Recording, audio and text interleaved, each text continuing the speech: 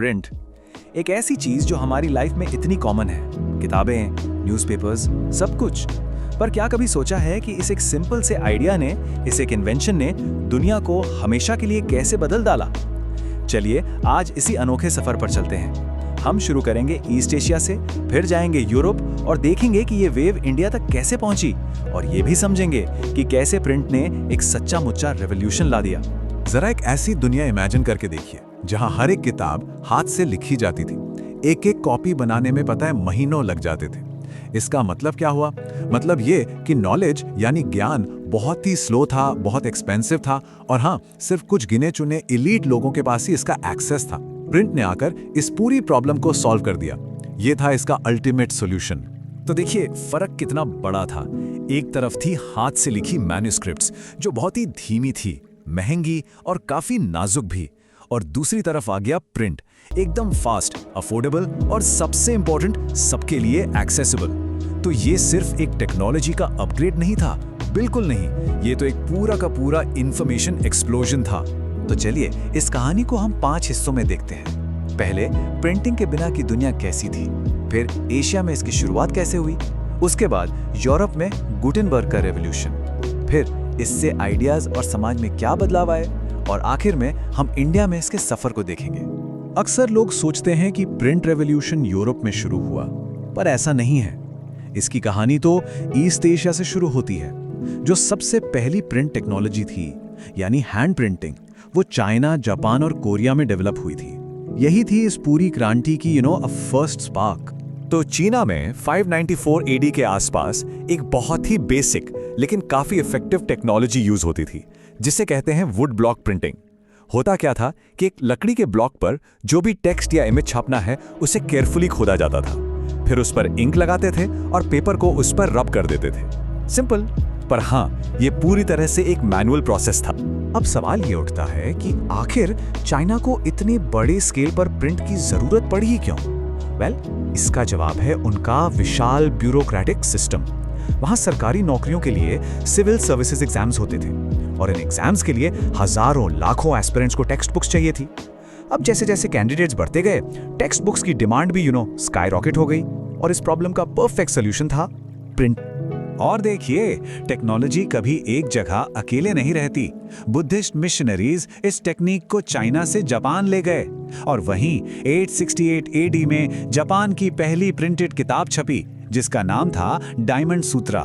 बस यही तो है आइडियाज और टेक्नोलॉजी का सफर, एक जगह से दूसरी जगह आगे बढ़ते रहना। तो अब हमारा सफर पहुंचता है यूरोप, और यहाँ प्रिंट टेक्नोलॉजी एक ऐसे नेक्स्ट लेवल पे जाने वाली थी कि इसने पूरी दुनिया का नक्शा हमेशा के लिए बदल दिया। हुआ ये कि 1295 में famous explorer Marco Polo China से वुड ब्लॉक प्रिंटिंग की टेक्निक इटली ले तो आए, लेकिन एक प्रॉब्लम थी। यूरोप में किताबों की डिमांड बहुत तेजी से बढ़ रही थी, और ये टेक्निक उस डिमांड को पूरा नहीं कर पा रही थी। ये प्रोसेस अभी भी काफी स्लो था। यूरोप को जरूरत थी कुछ नए की, कुछ फास्टर की, और इसी जरूरत को पूरा किया जर्मनी के जोहान गुटेनबर्ग ने। उनका आइडिया इतना सिंपल लेकिन इतना ब्रिलियंट था। सोचिए, उन्होंने वाइन और ऑलिव प्रेस यानी तेल निकालने वाली मशीन की टेक्नोलॉजी को लिया और उसे अपने गोल्डस्मिथ यानी सुनार के स्किल्स के साथ कंबाइन कर दिया, और इस कमाल के फ्यूजन से 1430s में उन्होंने बना डाली दुनिया की पहली मैकेनिकल प्रिंटिंग प्रेस। तो इस इन्वेंशन का इम्पैक्ट कितना बड़ा था, इसका अंदाजा आप इस नंबर से लगा सकते हैं। 15th सेंचुरी में यूरोप में करीब 20 मिलियन यानी 2 करोड़ किताबें प्रिंट हुई थी, लेकिन सिर्फ एक सेंचुरी के अंदर 16th सेंचुरी आते आते ये नंबर 200 मिलियन पहुंच गया। 20 करोड़, ये 10 गुना का जंप था। इसे कहते हैं असली प्रिंट रेवोल्यूशन। तो ये समझना जरूरी है कि प्रिंटिंग प्रेस सिर्फ कागज पर स्याही नहीं लगा रही थी, नहीं, ये तो आइडियाज को जन्म दे रही थी, सोशल रिफॉर्म को आगे बढ़ा रही थी, और हाँ, रेवोल्यूशन की जमीन तैयार कर रही थी। ये पावर को चैलेंज करने का एक बहुत पावरफुल जरिया बन गई थी। और इस नई टेक्नोलॉजी की ताकत को आपसे बेहतर कौन समझाएगा? रिलीजियस रिफॉर्मर मार्टिन लूथर ने इसके बारे में क्या कहा था, सुनिए। उन्होंने कहा, printing is the ultimate gift of God and the greatest one. क्यों? क्योंकि वो जानते थे कि इस मशीन से उनकी आइडियाज, उनकी सोच दूर दूर तक लोगों तक पहुंच सकती है। और बिल्कुल वैसा ही हुआ।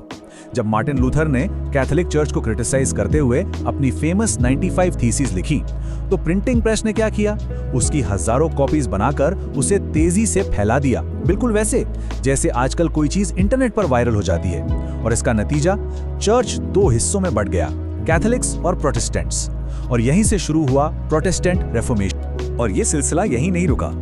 आगे चलकर हिस्टोरियंस ये भी मानते हैं कि फ्रेंच रेवोल्यूशन की नींव भी कहीं ना कहीं प्रिंट ने ही रखी थी, क्योंकि एनलाइटनमेंट थिंकर्स के जो बड़े बड़े आइडियाज थे वो प्रिंट के जरिए आम लोगों तक पहुंचे। इससे डायलॉग और डिबेट का एक नया कल्चर बना, और जब लोग पढ़ने लगे, सोचने लगे, तो उन्होंने मोनार्की पर यानी राजा के शासन पर सवाल उठाना शुरू कर दिया। चलिए अब ये लहर इंडिया पहुंचती है, और यहां आकर इस ग्लोबल टेक्नोलॉजी ने एक नया, एकदम लोकल रूप ले लिया, और इसका इस्तेमाल एक बिल्कुल नए मकसद के लिए होने लगा।